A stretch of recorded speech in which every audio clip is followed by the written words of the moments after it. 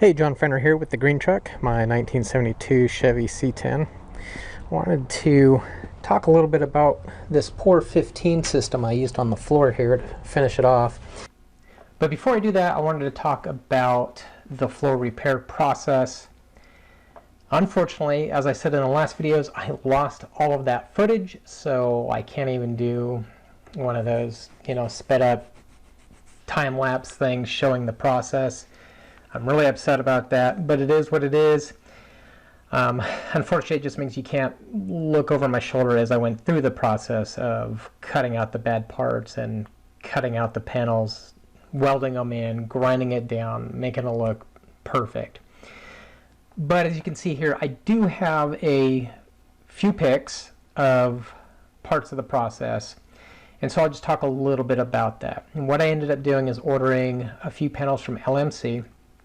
I got this floor panel, which I ended up using for both sides. It actually worked out pretty good. It's pretty much the pan where the feet goes. It's that entire section. And then I got the two kick panels that connect with it. So I got I got both sides basically. And all I did was cut out the bad parts and then matched the new panels to that. So I didn't use the entire panels because I wanted to minimize how much original sheet metal I took out. And so as you can see here, it required some kind of funky cutting, and it was a lot of work. It was a lot of trial and error, learning how to do this. I mean, I might be a mechanic by trade, but I'm definitely not a body guy, and this was a learning experience. But it is not as bad as it may seem. It seems really intimidating. It was at first. I mean, cutting into this truck I've had forever was very nerve-wracking, but it turned out really well in the end. And you just got to go slow and take your time. Here's what it looked like in the end. You can see all the gray. That is where I primered over the new panels before I put the pour 15 system on. And as you can see, all things relative, there was not a whole lot of sheet metal that was actually replaced. Again, I tried to minimize it as best as possible.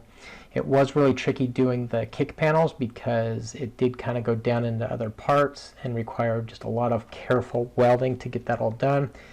But in the end, I was able to get rid of a lot of the rust and get this all solid again, and to where it's not going to leak anymore, and then primer it and then put the seam sealer over all those parts, as you can see there.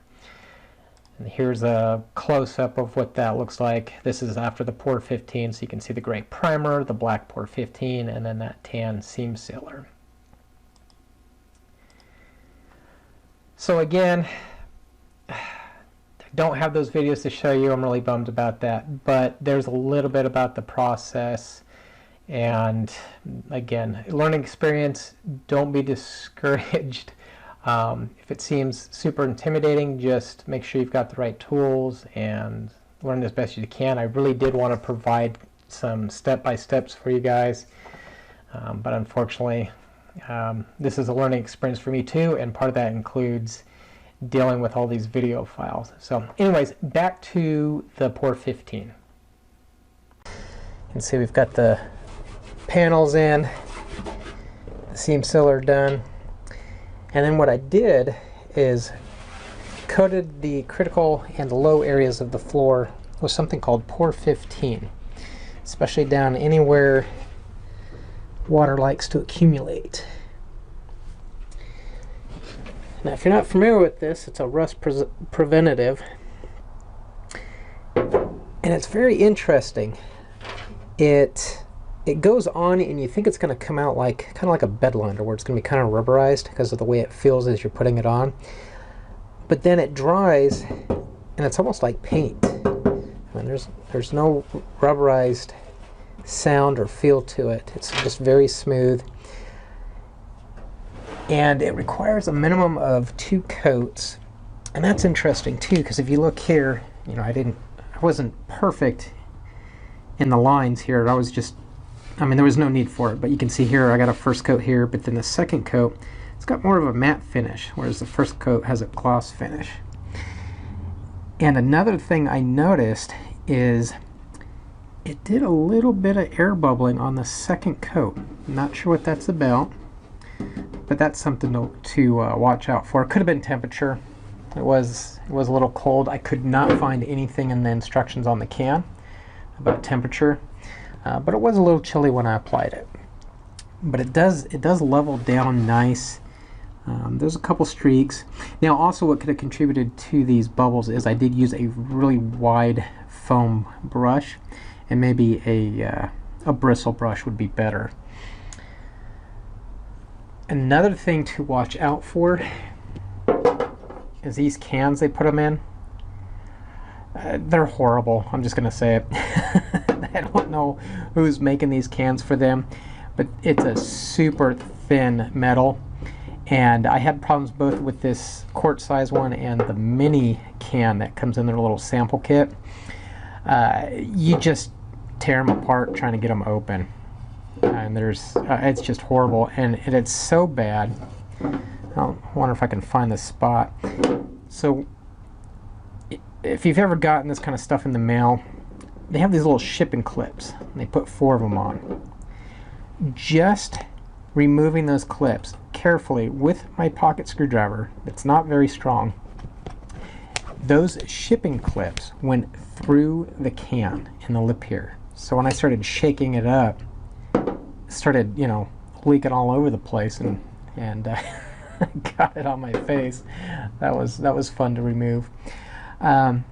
So watch out for that, and I would actually be prepared to transfer it to something else. Fortunately, I had an empty trail mix can sitting around. It's plastic. I didn't know what was going to happen when I put it in there, so I used a drain pan and set it in there just in case. It seems to be holding up just fine. I've used it since then. It hasn't dried out, and it didn't do anything weird to the plastic, at least not so far. So I would definitely be prepared to transfer this to another container. I do not know how many times you will get these open and closed. The little tiny sample thing, I got it open and closed twice and destroyed it on the 3rd round. It was deformed after the first time opening it. This is just from opening it once. So I feel they ought to do something there with that. But it seems to be a great product, and for something like this where you're not going to see it, and you just need that extra protection that you want more than just paint. That's why I went with it. It seemed like the way to go. Now you can sand this. You can sand it and primer and paint over it. You can do all that. You can use it in an area that's going to be visible. But I was just wanting to give this floor some extra protection. I mean, you can see here there's a little bit of rust scaling. None of this was deep enough to cut out, so I didn't. Another thing I would definitely do is order this stuff. They're Solvent. Lacquer, paint thinner, and nothing else will clean up your bristle brushes. I learned that the hard way. I killed a bristle brush on the first use. But other than that, I really liked the product. I like the way it turned out. I'm not too worried about the bubbling because, again, I'm just looking for protection here. Nobody's going to see this except for me if I ever take the carpet back out. So yeah, I would recommend this. Get a can and try it out, and you know, get a plastic can just to be safe. Also get their cleaner, the Pore 15 cleaner, and the metal prep, and do all the stages. It'll come out a little better that way. All right, well, that's it.